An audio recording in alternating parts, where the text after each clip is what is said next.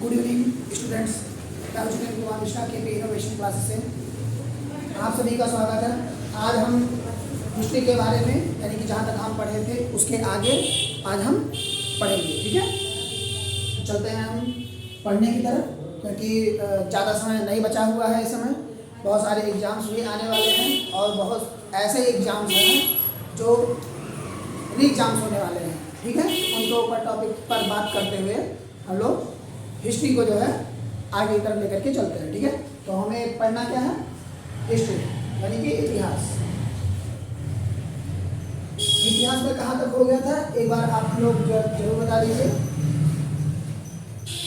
क्योंकि उसके आगे हम लोगों को पढ़ना है जहाँ तक हो गया था। ठीक है,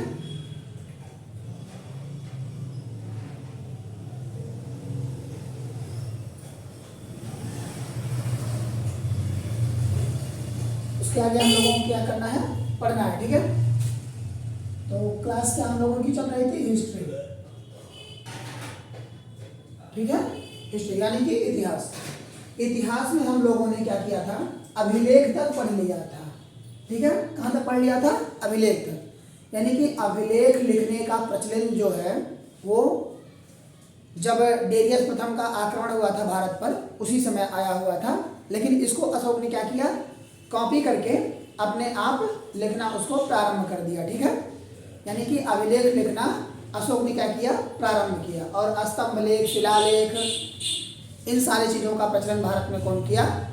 अशोक ने किया, बहुत अधिक मात्रा में लिखे। ठीक है, उसके बाद हम बात करते हैं, उसके बाद हम क्या करते हैं? बात करते हैं विदेशी यात्रियों पर। किस पर? विदेशी यात्रियों पर। यानी कि हम बात करेंगे किस पर? विदेशी यात्री पर, क्योंकि विदेशी यात्री बहुत सारे आए। विदेशी यात्री, ठीक है, विदेशी यात्री। विदेशी यात्री में जो पहले थे वो थे हेरोडोटस। कौन थे? हेरोडोटस। हेरोडोटस ने हिस्टोरिका नामक पुस्तक लिखी, जिससे इतिहास के बारे में पता चला और इतिहास के बारे में सारी जानकारियां मिली। ठीक है, इतिहास के बारे में क्या हुई? सारी जानकारियां मिली। तो इसमें विदेशी यात्रियों में पहले कौन थे? हेरोडोटस। कौन थे? हेरोडोटस। ठीक है, हेरोडोटस ने अपनी एक पुस्तक लिखी जिसका नाम था हिस्टोरिका।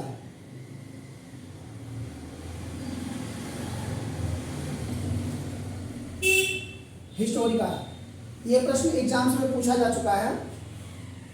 हिस्टोरिका नामक इन्होंने पुस्तक लिखी जिससे इतिहास के बारे में जानकारी मिलती है। जिससे इतिहास के बारे में क्या होती है? जानकारी मिलती है। उसमें दूसरे थे प्लेनी। कौन थे? प्लेनी। विदेश यात्री में दूसरे कौन थे? प्लेनी। प्लेनी ने नेचुरल हिस्टोरिका नामक पुस्तक लिखा। क्या लिखा? नेचुरल हिस्टोरिका नामक पुस्तक लिखा। Natural Historica. नेचुरल हिस्टोरिका नामक पुस्तक लिखा। ठीक है, जिनके माध्यम से प्रकृति के बारे में सारी जानकारियां मिली और उसके बारे में सभी लोगों को पूर्णतः अगर कहें तो जानकारियां प्राप्त हुई कि प्रकृति क्या होते हैं, नेचर क्या होते हैं, इनके बारे में सारी जानकारियां मिली। ठीक है, तो हेरोडोटस को फादर ऑफ हिस्ट्री कहा जाता है। इन्होंने हिस्टोरिका नामक पुस्तक लिखी जिसमें इतिहास के बारे में सारी जानकारियां क्या होती हैं? विद्यमान होती हैं और मिलती हैं। उसके बाद प्लेनी नामक विदेशी यात्री ने नेचुरल हिस्टोरिका नामक पुस्तक लिखा जिसके द्वारा प्रकृति के बारे में जानकारियां प्राप्त होती हैं। प्रकृति के बारे में जानकारियां प्राप्त होती हैं। उसके बाद एक पुस्तक आई जिसका नाम था Periplus of the Erythraean Sea. Periplus of the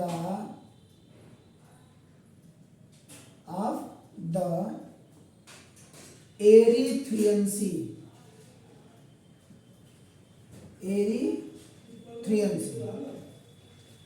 इसको अगर कहें तो लिखा किसने? तो उस व्यक्ति का आज तक इतिहास में कहीं पता ही नहीं है कि यह किसने लिखा। यह किसने लिखा?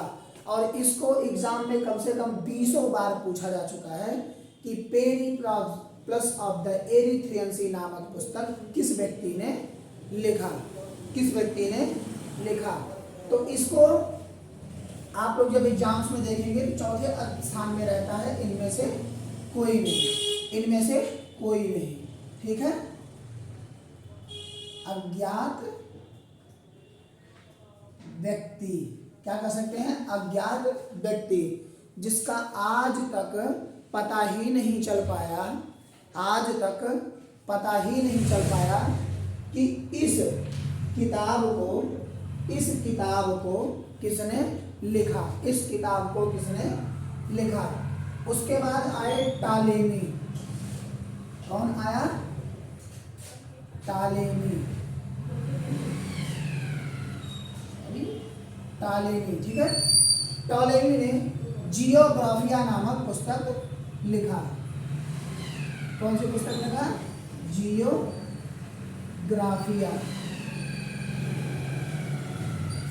जियोग्राफिया नामक इन्होंने पुस्तक लिखा जिससे भूगोल के बारे में जानकारियां प्राप्त होती हैं, जिससे भूगोल के बारे में जानकारियां प्राप्त होती हैं, ठीक है।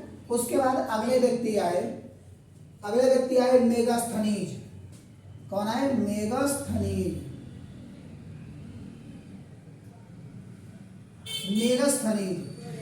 मेगास्थनीज ने इंडिका नामक पुस्तक लिखी। इंडिका नामक पुस्तक लिखी जिससे मगध साम्राज्य के बारे में जानकारियां प्राप्त होती हैं। उस समय के तात्कालिक राजा धनानंद तथा मौर्य साम्राज्य और जो उस समय तक्षशिला नरेश, आम्बिक कुमार और उसके बाद अगर कहें तो बहमनी साम्राज्य यानी कि बिंदुसार के बारे में, इन सारी जानकारियों के बारे में पता चलता है और पोरस के बारे में भी पता चलता है, ठीक है। तो इंडिका नामक पुस्तक में मगध साम्राज्य का विशेष स्तर से वर्णन किया गया है। तो विदेशी यात्रियों में पहले हम लोगों ने देखा कि हेरोडोटस नामक व्यक्ति आया जिसने हिस्टोरिका नामक पुस्तक लिखी। उसके बाद प्लेनी नेचुरल हिस्टोरिका नामक इन्होंने पुस्तक लिखा। उसके बाद अज्ञात व्यक्ति जिसका आज तक पता नहीं चल पाया, पेरिप्लस ऑफ द एरिथ्रियन सी नामक पुस्तक इन्होंने लिखा। उसके बाद टालेमी ने जियोग्राफिया नामक पुस्तक लिखा। टालेमी ने क्या लिखा? जियोग्राफिया नामक पुस्तक लिखा। उसके बाद आए मेगास्थनीज ने इंडिका नामक पुस्तक लिखा। क्या किया? इंडिका नामक पुस्तक लिखा। ये सारी के सारे जो पुस्तकें हैं ये आपके एग्जाम में पूछे हुए क्वेश्चंस हैं। ये आपके एग्जाम में क्या है? पूछे हुए क्वेश्चंस हैं, ठीक है। तो इसके आगे और हम देखते हैं, ठीक है। अब हम पढ़ते हैं चाइनीज यात्री, ठीक है।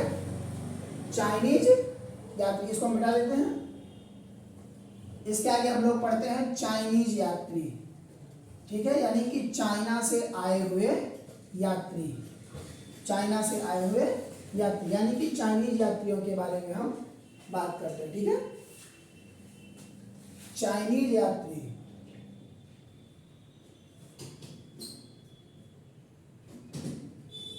चाइनीज यात्री, ठीक। चाइनीज यात्री में पहले जो व्यक्ति थे वो आए थे फाहयान। कौन आए थे? फाहयान। इन्होंने फो क्यूकी नामक एक पुस्तक लिखी। क्या लिखी?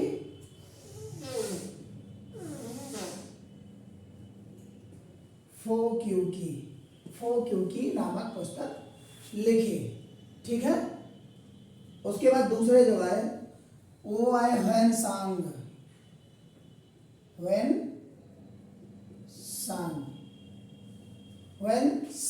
इन्होंने सी क्यूकी नामक पुस्तक लिखी। सी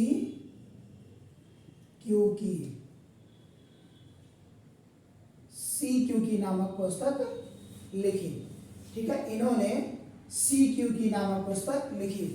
फाहयान ने फो क्यूकी नामक पुस्तक तथा ह्वेनसांग ने सी क्यू की नामक पुस्तक लिखी। और उसके बाद इत सिंह, कौन आए? इत सिंह। इत सिंह। इत सिंह का क्या हुआ? इन्होंने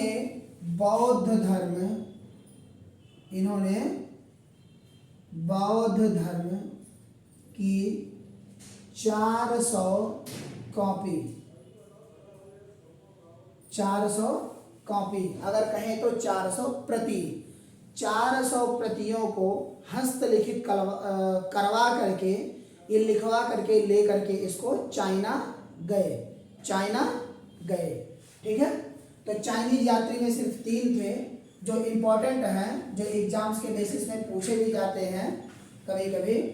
फाहियान फो क्यू की नामक पुस्तक इन्होंने लिखा, और ह्वेनसांग सी क्यू की नामक पुस्तक लिखा है, और इत सिंह ने बौद्ध धर्म की 400 कापियाँ ले करके ये गए। बौद्ध धर्म की 400 कापियाँ ये ले करके गए। ठीक है। इसके बाद हम आते हैं मुस्लिम यात्रियों में। किसमें आते हैं? मुस्लिम यात्री।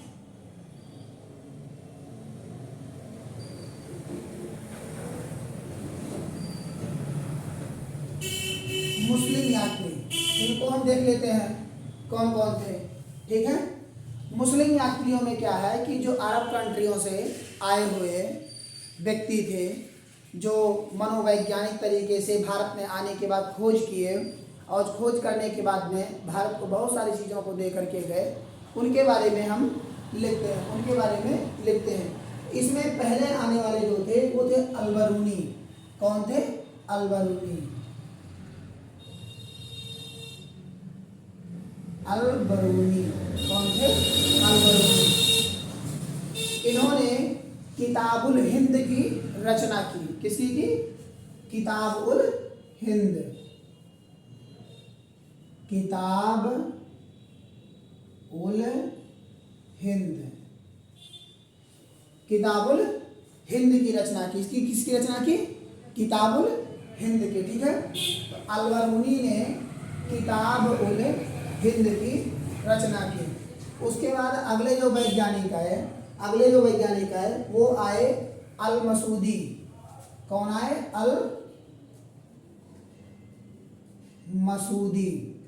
अल-मसूदी। इन्होंने भारतीयों को बहुत बड़ा, यानी कहें तो अगर भारतीयों के बारे में इन्होंने बहुत बड़ा योगदान दिया। इन्होंने भारतीय मानसून के बारे में बताया, और कहा कि प्रति 35 वर्ष बाद एक बार मानसून यानी कि जलवायु परिवर्तन जरूर होता है। ठीक है। तो भारतीय मानसून के बारे में जानकारियां दी इन्होंने। किसके बारे में? भारतीय मानसून के बारे में इन्होंने जानकारियां दी। ठीक है। उसके बाद तीसरे जो आए वो थे रज्जाक। कौन थे? रज्जाक। इनकी एक पुस्तक है जिसका नाम है मतलाए साहेल।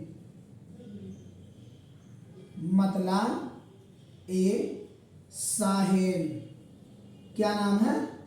मतलाए साहेल। इन्होंने मतलाए साहेल नामक पुस्तक लिखा, जो विदेशी यात्रियों के साथ मुस्लिम यात्रियों के साथ ये भी आए हुए थे उस समय तत्काल में। ठीक है। उसके बाद है इब्न बतूता। कौन है? Ibn Battuta. आजकल देखे होंगे कि एक बहुत ट्रेंड्स में गाना भी चला हुआ है ना, फिकर नु दिला दे तेनु बुर्ज खलीफा, ऐसे ही करके। तो ये गाना भी ट्रेंड्स में इस तरीके से चल चुका है, और इसी में ही है इब्न बतूता। इन्होंने रहला नामक एक पुस्तक लिखी है। क्या लिखी है? रहला नामक एक पुस्तक लिखी है। ठीक है। रहला नामक इन्होंने एक पुस्तक लिखी है जिसमें बहुत से संबंधित जानकारियों को इन्होंने बताया है, बहुत सी संबंधित जानकारियों के बारे में इन्होंने बताया है। ठीक है। अब हम क्या करते हैं? अब हम गैर धार्मिक पुस्तकों की बात करते हैं। क्या करते हैं? गैर धार्मिक पुस्तकों की। तो यहाँ पर हम लोगों ने विदेशी यात्री के बारे में देख लिया। अब विदेशी यात्री के बारे में हम लोग, उसके बाद हम गैर धार्मिक पुस्तकों के बारे में बात करेंगे। ठीक है, गैर धार्मिक पुस्तक।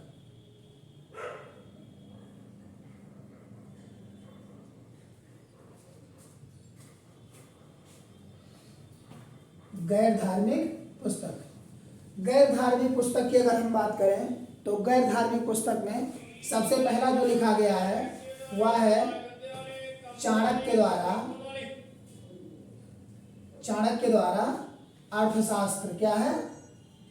चाणक्य द्वारा अर्थशास्त्र। इसमें पूरे 15 खंड हैं, उनको हम लेसन के आधार पर बांटते हैं। उनको हम क्या करते हैं? लेसन के आधार पर बांटते हैं। जिस प्रकार महाभारत में हम देखते हैं कि उसमें 17 खंड हैं और 17 खंड को एक एक खंड को हम पर्व के रूप में मानते हैं, यानी कि पर्व हम कहते हैं। उसी के आधार पर हम देखें चाणक्य के अर्थशास्त्र में इनका उपनाम, एक नाम इनका कौटिल्य भी है, कौटिल्य, तथा एक उपनाम इनका विष्णुगुप्त है, विष्णुगुप्त।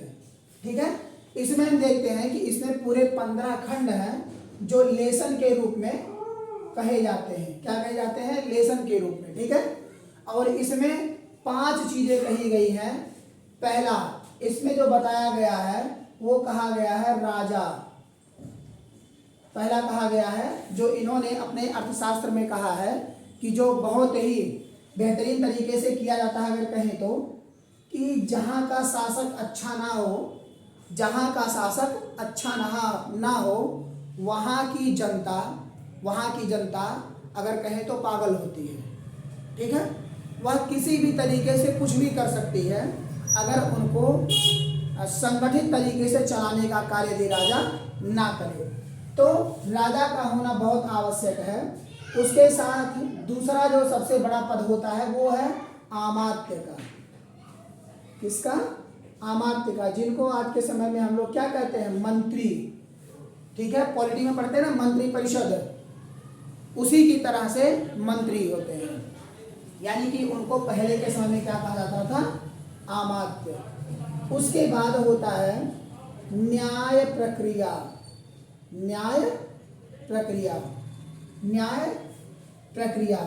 क्योंकि न्याय प्रक्रिया का होना बहुत जरूरी होता है। न्याय प्रक्रिया का होना क्या होता है? बहुत जरूरी होता है। उसके बाद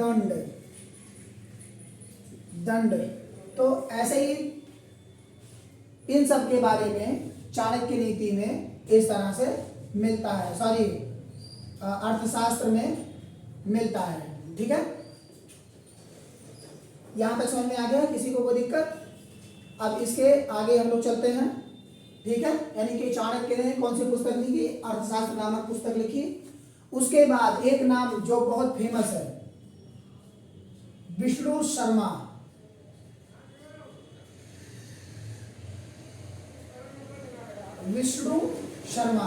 जिनकी कहानियां हम लोग बचपन से ही पढ़ते आते हैं, क्लास फर्स्ट से ही।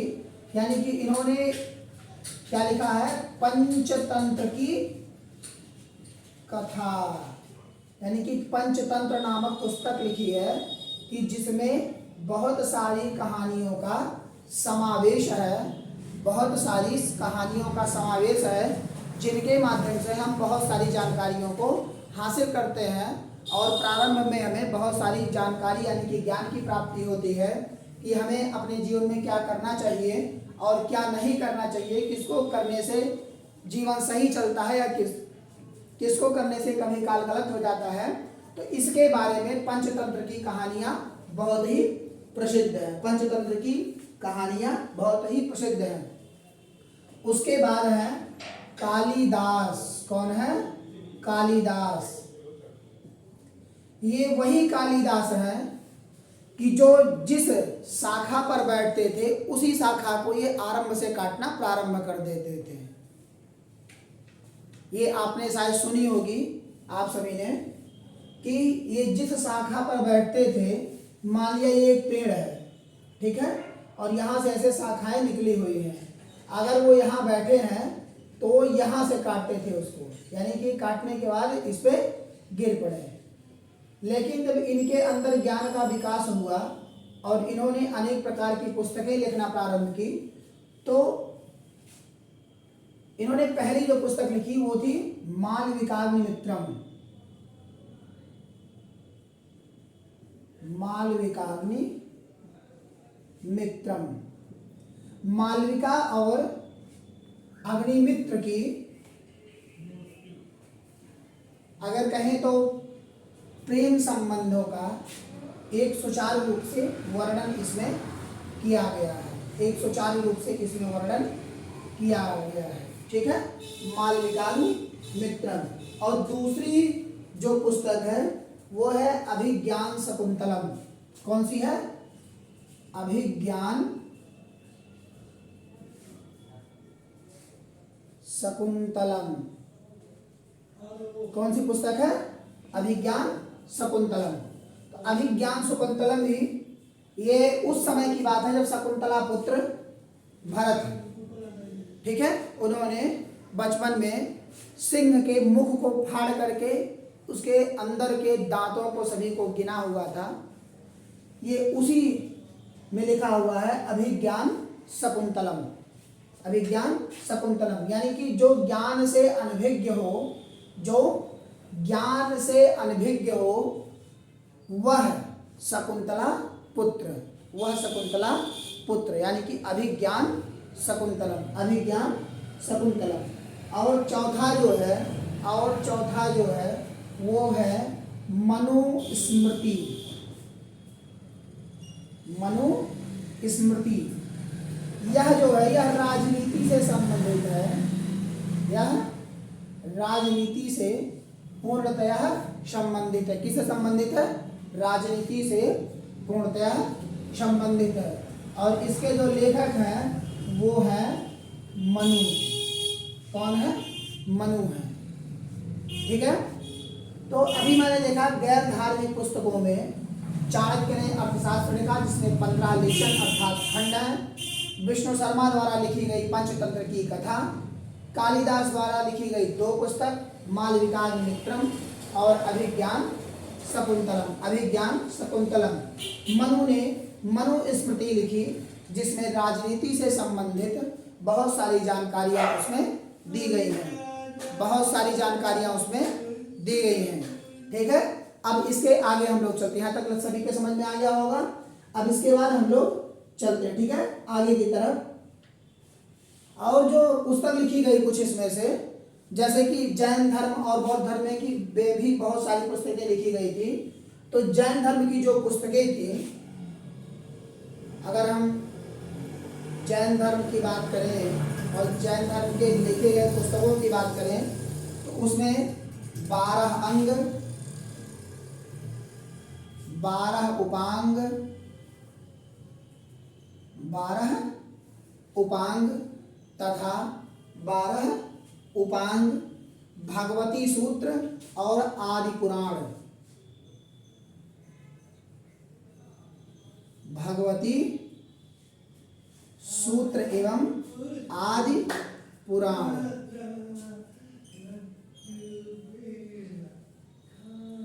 आदि पुराण, ठीक है, ये जैन धर्म की पुस्तकें थी। ये कौन थी? ये जैन धर्म की पुस्तकें थी। इसमें 4 पुस्तकें हैं। पहला 12 अंग, दूसरा 12 उपांग, तीसरा भगवती सूत्र, चौथा आदि पुराण। चौथा आदि पुराण, ठीक है, ये जैन धर्म की पुस्तकें हैं। अब इसके आगे हम लोग चलते हैं। अब देखते हैं कि बौद्ध धर्म की लिखी गई पुस्तकें कौन कौन सी हैं।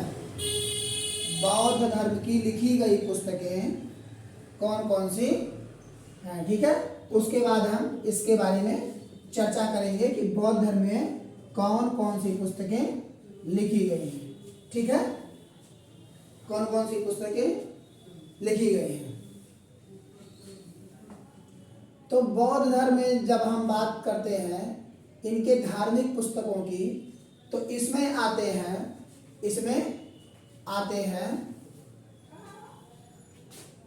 सुत्त पिटक, सुत्त पिटक। सेकंड है विनय पिटक, विनय पिटक। तीसरा है अभिधम पिटक, अभिधम पिटक। ये तीसरे हैं। इन तीनों को बौद्ध धर्म में बहुत ही उच्च कोटि का स्थान दिया जाता है। बहुत ही उच्च कोटि का स्थान इन तीनों को दिया जाता है।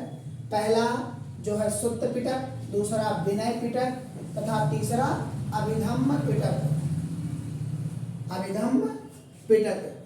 इनको बौद्ध धर्म में त्रिपिटक कहा जाता है। बौद्ध धर्म में त्रिपिटक कहा जाता है।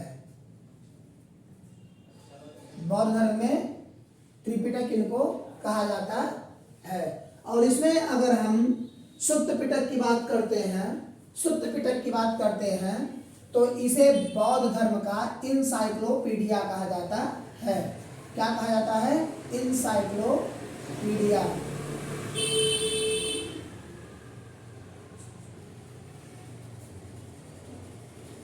इंसाइक्लोपीडिया कहा जाता है। ठीक है। और विनय पिटक को जब हम बौद्ध धर्म में प्रवेश करते हैं तो कुछ उसके नियम हैं, बौद्ध धर्म के नियम हैं। उन नियमों के बारे में यदि पूर्णतः जानकारी हो जाए तब आप क्या होते हैं, बौद्ध धर्म में जाने के लायक हो जाते हैं। यदि कहा जाए कि हम बौद्ध धर्म की दीक्षा लेने के उपकारी हो जाते हैं, उसमें हम ग्रहण कर सकते हैं। ठीक है। तो ये जो विनय पिटक है आपका, ये विनय पिटक है। इसमें उसी प्रकार की चर्चाएं की गई हैं कि प्रवेश किस तरह से लिया जाए, प्रवेश किस तरह से लिया जाए, यानी कि प्रवेश की चर्चा। क्या? प्रवेश की चर्चा। और अभिधम्म पिटक की अगर हम बात करते हैं, अभिधम्म पिटक की हम बात करते हैं तो उसमें दर्शन के बारे में बताया गया है कि किस प्रकार आप भगवान के दर्शन कर सकते हो, यानी तुम्हें ज्ञान की प्राप्ति किस प्रकार हो सकती है, किस प्रकार हो सकती है। तो इन्हें वेद ग्रंथ के अनुसार यानी कहा जाए तो इनको त्रिपिटक कहा जाता है। सुत्त पिटक, विनय पिटक और अभिधम्म पिटक को त्रिपिटक के रूप में कहा जाता है। ठीक है। और इसमें भी कुछ ऐसी पुस्तकें हैं जो और हैं। इसमें एक है ललित सागर। क्या है? ललित सागर।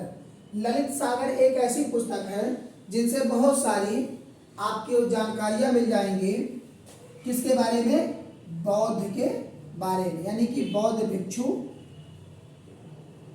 के बारे में अगर जो कहें, और बौद्ध धर्म के संस्थापक महात्मा बुद्ध के बारे में भी जानकारियां मिल जाएंगी। इस ललित सागर को महात्मा बुद्ध की जीवनी कहा जाता है। क्या कहा जाता है? जीवनी, यानी कि उनके जीवन के बारे में इसमें सारी घटनाएं आपको मिल जाएंगी। इसमें क्या होंगी? सारी घटनाएं मिल जाएंगी। ठीक है। और एक पुस्तक है जिसका नाम है जातक। क्या है? जातक। जातक। अच्छा, बचपन में ऐसा भी होगा ना कि बहुत सारे लोग बगैर कहानियों की जिनको नींद नहीं आती होगी, या पुराने के समय में कहें लोग कहते थे कि हाँ लोरी सुनाओ तो मुझे नींद आएगी। ठीक है, यानी कहानी सुनाओ। तो उसी तरह बौद्ध धर्म में ये जो जातक नाम की पुस्तक है, इसमें 200 से ज़्यादा, कितने? 200 से ज़्यादा, अगर कहें तो 300-400 के आसपास में इसमें कहानियाँ मिलती हैं। क्या मिलती हैं? कहानी। ठीक है, कहानी, बहुत सारी इसमें कहानियाँ मिलती हैं। ठीक है। तो बौद्ध धर्म के जो ग्रंथ हैं उनके क्या नाम है? सुत्त पिटक, इंसाइक्लोपीडिया कहा जाता है बौद्ध धर्म का। उसके बाद विनय पिटक, इसमें प्रवेश की चर्चा की गई है। उसके बाद अभिधम्म पिटक जो दर्शन कहा जाता है, यानी कि दर्शन प्राप्त हो सकते हैं किस प्रकार से, ललित सागर में भगवान बुद्ध की यानी कि महात्मा बुद्ध की जीवनी के बारे में बताया गया है। और जातक में 200 से ज़्यादा कहानियाँ प्राप्त होती हैं, 200 से ज़्यादा कहानियाँ प्राप्त होती हैं, ठीक है। यानी कि उसके बारे में बहुत सारी जानकारियाँ मिलती हैं, ठीक है। अब हम आगे बात करते हैं ब्राह्मण ग्रंथ पर, ठीक है। ब्राह्मण ग्रंथ,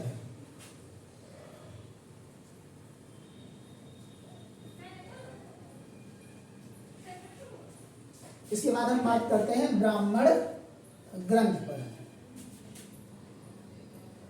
हम ब्राह्मण ग्रंथ में देखते हैं कि कौन कौन किस तरह से आते हैं, कैसे आते हैं, ठीक है। ब्राह्मण ग्रंथ, ठीक है। ब्राह्मण ग्रंथ, ब्राह्मण में पहला जो सबसे बड़ा ग्रंथ माना जाता है वो है वेद। कौन है? वेद, ठीक है। वेद को अपौरुषेय कहा गया है। क्या कहा गया है? अपौरुषेय।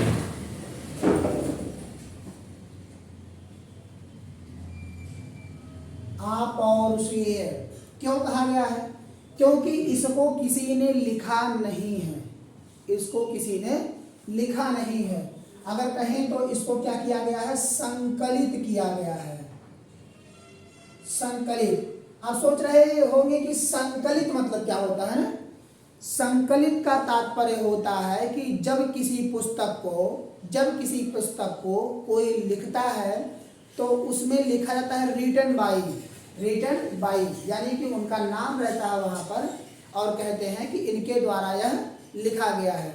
लेकिन जब कोई चीज़ आपको लिखी हुई पूर्ण तरीके से पढ़ा हुआ मिले और उसको उठा करके आप बटोर के अपने घर ले आइए और सिल करके बकायदा उसको पुस्तक बना दीजिए, तो उस पुस्तक को आपने क्या किया है? संकलित किया है। क्या किया है? संकलित, यानी कि बटोरा है। तो उसी को बटोरने का काम किसने किया है? ब्रह्मा जी ने। किसने किया है? ब्रह्मा जी ने, ठीक है। तो इसीलिए वेद क्या है? अपौरुषेय है, यानी कि वेद को लिखा नहीं गया है, वेद को लिखा नहीं गया, ठीक है। और वेद में सबसे प्राचीन वेद जो है, सबसे प्राचीन वेद वो है ऋग्वेद। कौन है? ऋग्वेद, ठीक है। उसके बाद दूसरा जो है वो है सामवेद। सामवेद, दूसरा कौन है? सामवेद, ठीक है, सामवेद। और तीसरा जो है वो है यजुर्वेद।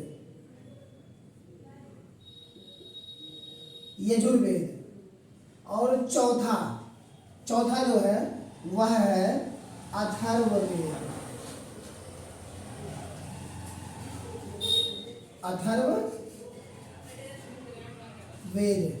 ठीक है, अथर्ववेद।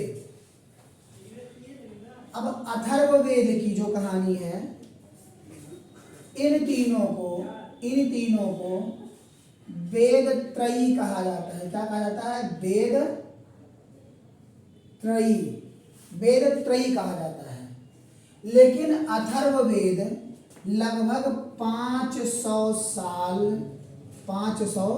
साल इन तीनों के लिखे जाने के लगभग 500 साल बाद अथर्ववेद लिखा गया, यानी कि संकलित किया गया। और कहाँ? वन में। इसीलिए इसको अथर्ववेद कहा जाता है। अथर्व का मतलब होता है वन और वेद का मतलब होता है मंत्रोच्चार की एक विधि, यानी संकलित विधि अगर कहा जाए तो, ठीक है, अथर्ववेद, ठीक है।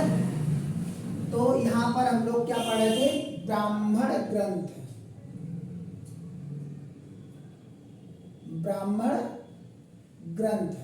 और ब्राह्मण ग्रंथ में पहला हम लोगों ने देखा वेद, वेद क्या है? आपौरुषेय है, जिनको संकलित किया गया है। ऋग्वेद, सामवेद, यजुर्वेद, इन तीनों को वेद त्रयी कहा जाता है। इन तीनों को वेद त्रयी कहा जाता है। और चौथा जो वेद है अथर्ववेद, यह लगभग इन सभी से 500 साल बाद लिखा गया है। कब लिखा गया है? 500 साल बाद लिखा गया है।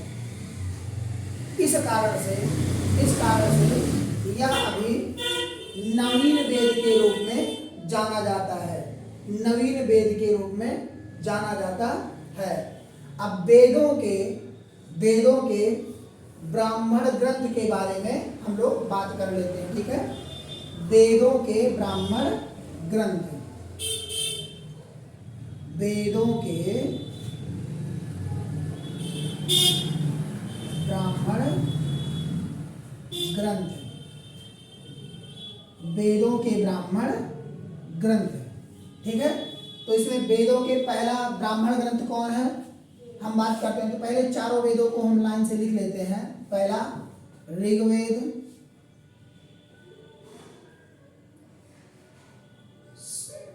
सामवेद, यजुर्वेद,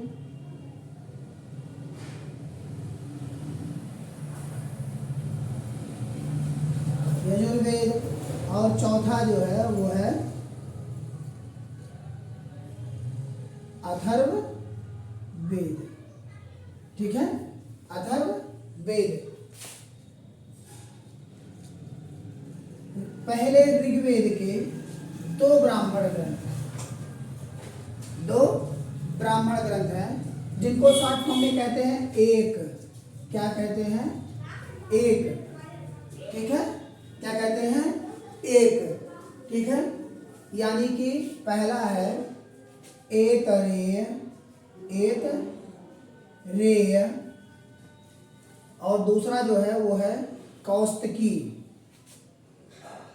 क्या है? कौस्तकी।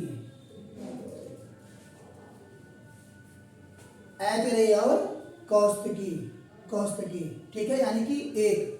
सामवेद का जो ब्राह्मण ग्रंथ है वो है पंचविश। क्या है? पंचविश।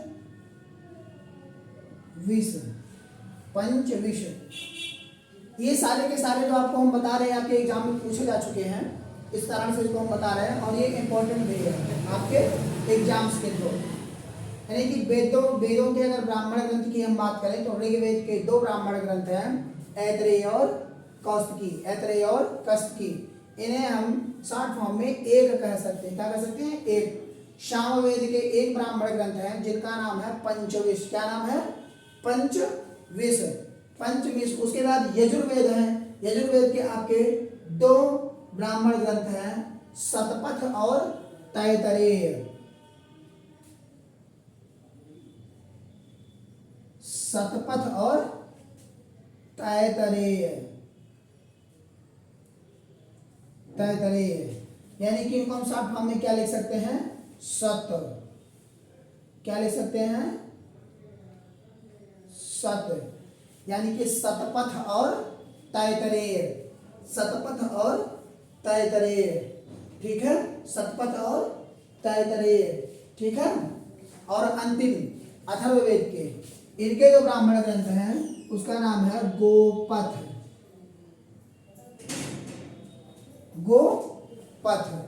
ठीक है।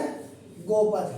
तो अभी हमने जो देखा वो देखा ब्राह्मण ग्रंथ में वेद जो कि आपौरुषेय होते हैं या संकलित किए गए। ऋग्वेद, सामवेद, यजुर्वेद, ये तीनों को वेद त्रयी कहा जाता है। अथर्ववेद लगभग 500 साल इनके बाद लिखा गया, ठीक है। और यह जंगल में लिखा गया। वेदों के ब्राह्मण ग्रंथ की अगर हम बात करें तो ऋग्वेद में दो हैं, ऐतरेय और कौस्तकी, और सामवेद में पंचविश एक ब्राह्मण ग्रंथ है। यजुर्वेद में दो हैं, शतपथ तथा तैतरेय, दो ब्राह्मण ग्रंथ हैं।